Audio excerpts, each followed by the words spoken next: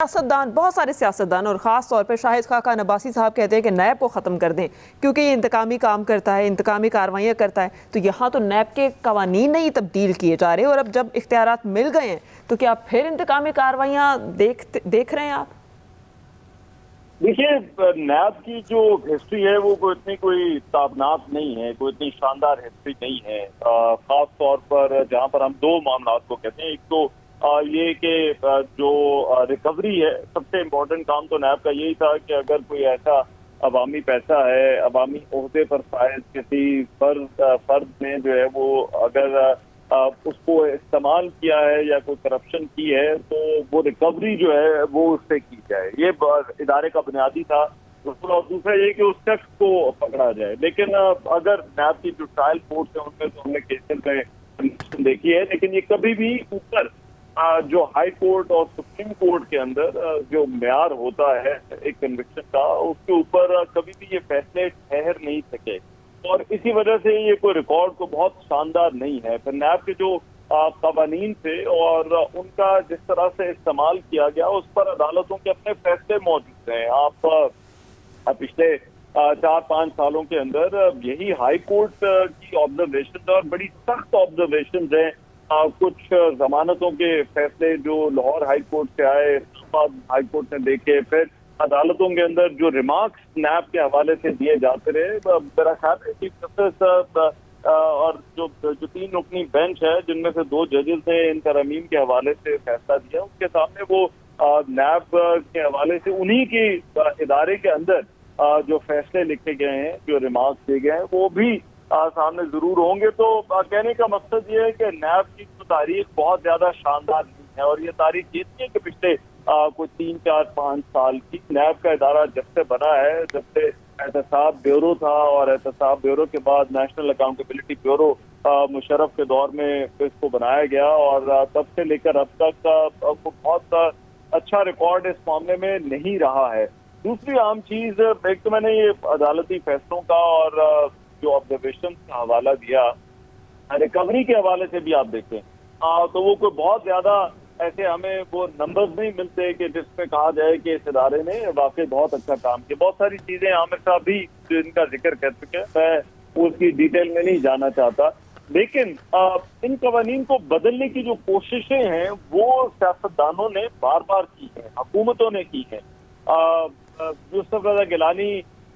کیا وقت سے شروع ہو جائیں. یوسف رضا گیلانی کو کہتے تھے کہ ہمیں جو ہے وہ کچھ نہیں کرنے دیا جا رہا. میاں نواز شریف کا ایک بیان مجھے یاد ہے، انہوں نے کہا کہ ہاتھ پیر جو ہے وہ پر کاٹنے کے لیے وہ استعمال ہوتا ہے. یہی معاملات تحریک انصاف کی اپنی جب حکومت تھی، اس وقت بزنس مینوں کے حوالے سے جب شکایتیں آئی تھیں تو سابق وزیر اعظم عمران خان نے اس وقت ان میں ترمیم کرنے کی کوشش کی تھی. اور پھر اس کے بعد اب جبکہ مسلم لیگ نون کو، شہباز شریف کو دوبارہ سے موقع ملا، تو انہوں نے بھی نیب قوانین کے اندر یہ تبدیلیاں کرنے کی کوشش کی. وہ نیب کے ادارے کو ختم نہیں کرنا چاہتے تھے، کیونکہ جب آپ بات کریں گے کہ نیب کا ادارہ ہونا ہی نہیں چاہیے، اور یہ بات جب سیاستدانوں کی طرف سے کی جائے گی تو آگے سے ایک جو عوامی رد عمل ہے وہ یہی آئے گا، اور جو بھی پولیٹیکل پارٹی کی طرف ہوگی وہ کہے گی دیکھیں جی انہوں نے کیا کیا، انہوں نے جو ہے وہ احتساب کا نظام ہی جو ہے وہ ختم کر دیا ہے. اور نہ تو یہ رسک جو ہے وہ تحریک انصاف لے سکتی تھی، اور نہ ہی یہ مسلم لیگ نون نے اس وقت جو ہے وہ رسک لیا. اور یہ کوئی بھی پاکستان میں جو سیاسی جماعتیں ہیں وہ یہ رسک لینے کو تیار نہیں ہے. تو نیب جب استعمال ہی سیاستدانوں کے خلاف ہونا ہے، ابھی جو کیسز ہیں یہ ہماری ٹیلی ویژن اسکرین پر جو کیسز کی فہرست چل رہی ہے کہ یہ کیسز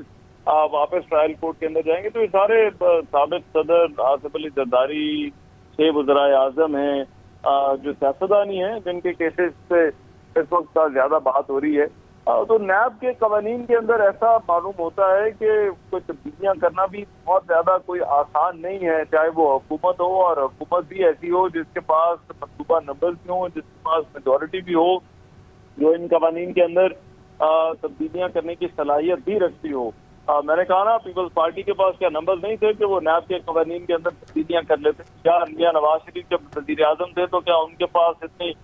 پارلیمنٹ کے اندر جو ہے وہ اتنی طاقت نہیں تھی کہ وہ اگر تبدیلیاں کرنا چاہتے تو کر لیتے؟ یا عمران خان کے پاس جو ہے وہ اتنے نمبرز نہیں تھے، اور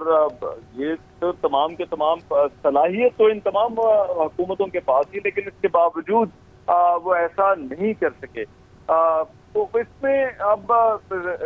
ایک آپشن تھی جو انہوں نے استعمال کرنے کی کوشش کی، لیکن وہ عدالت سے اس آپشن کو ریورس کر دیا گیا ہے. میرا خیال ہے کہ نیب کے حوالے سے یا احتساب کے نظام کی جس بات ہوتی ہے، عدلیہ اس نظام کے اوپر ایک بڑا چیک ہے، چیک اینڈ بیلنس کا کردار ادا کرتی ہے. تو عدلیہ اگر خود اپنے فیصلوں میں یہ کہہ چکی ہے کہ یہ ادارہ ٹھیک طرح سے کام نہیں کر رہا، تو مجھے نہیں معلوم کہ اب عدالت نے جب یہ ترامیم کو اسٹرائک ڈاؤن کیا ہے، اور اس میں جو دو عام شکیں ہیں، ایک تو آمدن سے زائد اثاثوں والی شک ہے کہ اس میں جو ہے وہ اس کی تعریف کے حوالے سے، اور دوسرا جو بار ثبوت والا ہے،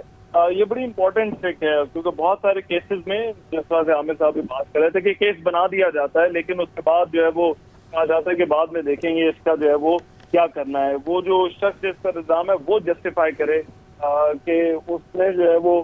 معاف کیجیے گا، اس کے پاس اثاثے اس نے کیسے بنائے ہیں، یا اس کے پاس جو ہے وہ پیسے کہاں سے آئے ہیں. تو نیب بغیر ثبوت بھی جو ہے وہ ایک نوٹس کے ذریعے کسی کے خلاف بھی کارروائی کا آغاز کر سکتا ہے. تو یہ تمام کی تمام چیزیں ہیں، یہ اب واپس جائیں گی، اور میرا خیال ہے کہ یہ جو